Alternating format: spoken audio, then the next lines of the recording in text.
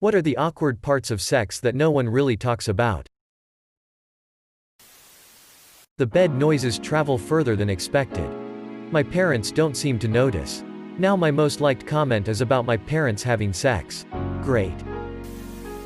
The whole first time. I hope to never see that girl again. I'm still embarrassed 10 years later. Dave Attell has a great joke for that. Something like, don't you wish you could go back and have sex to the first person you did it with just to show them how good got at it? Hey, look who's not crying. Perk of my current so also being the one I lost my virginity to. We get to look back and laugh about the disaster that was my first time. If you do it on a water bed, Newton has a message for you. I had a water bed for the longest time. Not easy to have sex on. Rhythm was always getting fucked up. Also made more noise than a regular bed. I thank baby Jesus every day I got rid of it. Was a good bed before I started getting girls into it. After not so much. Lots of couch sex. Side note, people still own water beds. Lol. We literally just got rid of our water bed in like March. I hated the damn thing. But my boyfriend refused to give it up. I convinced him that it would be way safer for our newborn to lay on. Trying to find your underwear in the sheets. I need a freaking checklist for what clothing everyone had to start. When you pull a hamstring mid-stroke. As if a stroke wasn't bad enough. That moment when you have to put a condom on and either go look for it when other person is waiting or he just put it and you stare. It's far less disruptive when the lady does it. If your partner ejaculates in you, it's got to go somewhere. Often where gravity takes it. Frequently this happens immediately after sex. Often it happens the next day while you're at work speaking to Jackie from procurement about cost savings measures and quote comparisons. Learning about this growing up, I always assumed cum stayed up there and just got absorbed. Like how else are the sperm supposed to reach their destination if they just fall out when you stand up? That's why I only have unprotected sex standing up. And in hot tubs. And during full moons. When you think your period ended 2 days ago but when the lights come on the bed looks like it's straight out of a slasher film. The general rule is dick will start your period up to 2 days early and clean out the leftovers up to 2 days after. 10 minutes standing over a toilet trying to pee. Same for girls. Praying to pee otherwise for the next whole week you'll pay. This needed to be a part of sex ed. I spent my first couple of sexually active years suffering from constant UTIs or UTI-like symptoms. I went to a doctor about it when I was trying to figure it out. Who told me it was normal to feel like I had a UTI after having sex? Bitch please. I don't remember how I figured out peeing right afterwards solved my problems. This is the talk all girls need to get. I got 4 UTIs within the first 3 months I started having sex. One day I was getting up to pee every 8 minutes and in obvious discomfort during my chemistry lecture when the girl next to me I had talked to like 3 times before leaned over and was like, UTI. You pee after sex? And I was freaking mind blown. This needs to be talked about more. Yes. I didn't learn this until my mid-20s. Genuinely had no clue. Learned the hard way.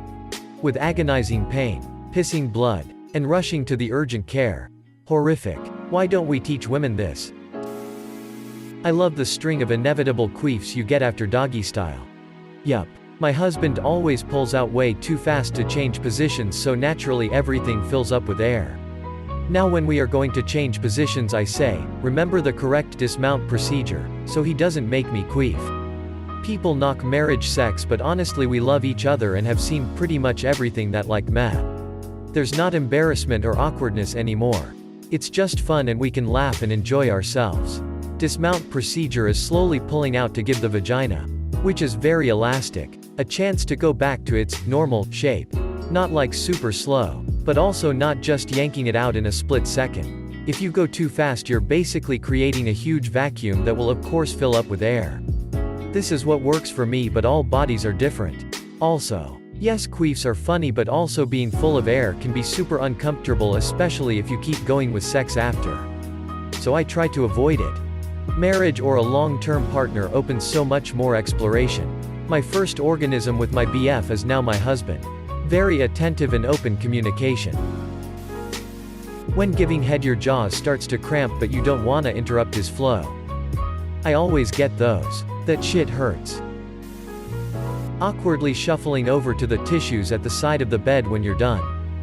Worse when it comes out 30 minutes later with no warning. Trying to take pants off while wearing skinny jeans. I have yet to unlock the secret of how to actually make this sexy, and it always take me an uncomfortably long amount of time to get them off. Lol. You mean legs bicycling wildly in the air trapped in flapping slightly clammy denim isn't hot? Damn. When you are sweating profusely over your partner. I think this is actually super hot. TBH. Not when it drips in your eye. Trust me. Had worse things in my eye. Man. Hot true. I once had a fuck buddy who was a total ass but a great fuck. But as he was a terrible person I refused to swallow. One time he was almost done, I stopped and it went all in his face and eyes. I could not stop laughing. Trying to reposition while not catching her hair, you my load-bearing hands. Or when the sheets are slick and you can't find your rhythm cause your legs are sliding back like a dog dragging belly across the floor. Who's laying on the wet spot? One time my boyfriend picked me up and put me somewhere else when we were doing sexy stuff. It was new and exciting and I was into it, which I figured was why he kept doing it in later sexy times. Made perfect sense in my brain. One day I started to realize that I was always somehow on the wet spot. And suspected this fucker has been picking me up.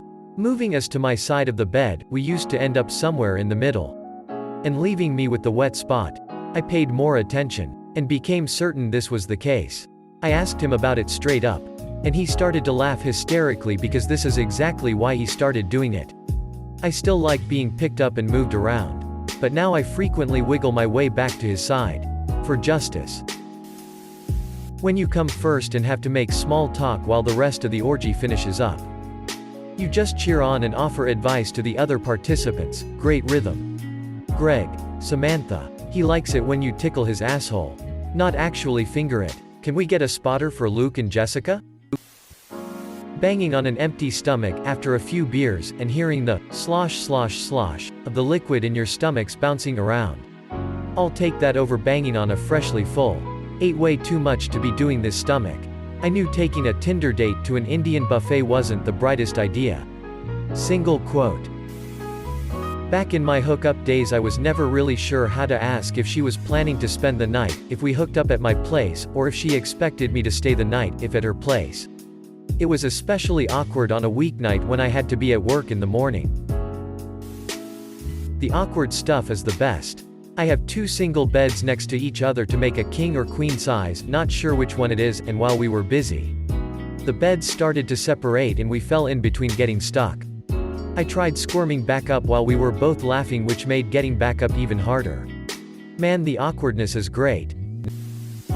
When he's the only one to finish and you feel awkward asking him to do more for you to finish too. I more so feel awkward asking myself to stop. I don't think they fully grasp it isn't always going to happen, and it usually has nothing to do with them. When the dog jumps up on the bed without you noticing until his cold wet nose is sniffing your asshole. Or a cat scratches your cheeks. Bruh, one time her cat came up behind me during missionary and started speedbagging my sack. If it's silent, she's supposed to be alive. When you start having sex in the middle of a movie, and you have to get up mid-sex to turn off the TV, lol. Oddly specific, I know, but this is something that has happened multiple times.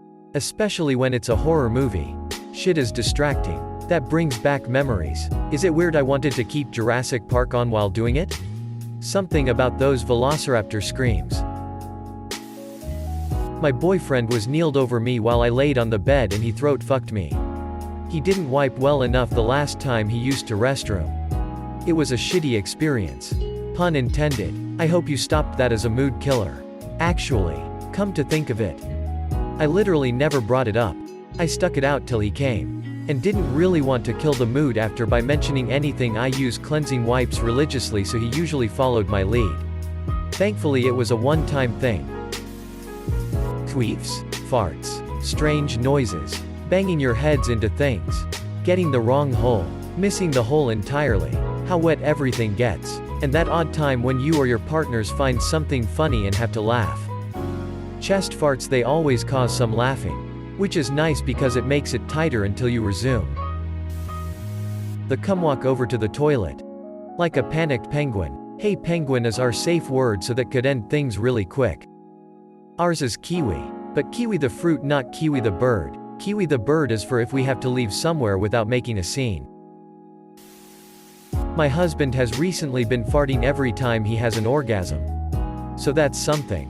What better way to announce it than with the human horn? The smell. Not sex smell but sweat and cramped moisture smell. The awkward waddling to go wash up after needing to go wash when your body is literally too crashed to ever wanna move, so you contemplate the concepts of life and death. Quantum entanglement and history of geopolitics before finally getting up wanting to shift positions, but your partner is still very much enjoying this one.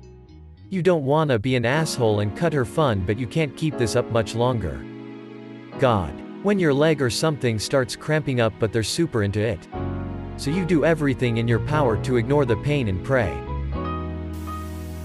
Dating a squirter is great fun except for the mattress stains. Get a mattress pad or put out some towels. It's not fun explaining it to a new partner. Best purchases I've made have been a waterproof mattress protector and a sex blanket. The sex blanket is perfect to throw down before sex and not have to worry about wet spots when you just want to lay down and relax post-sex.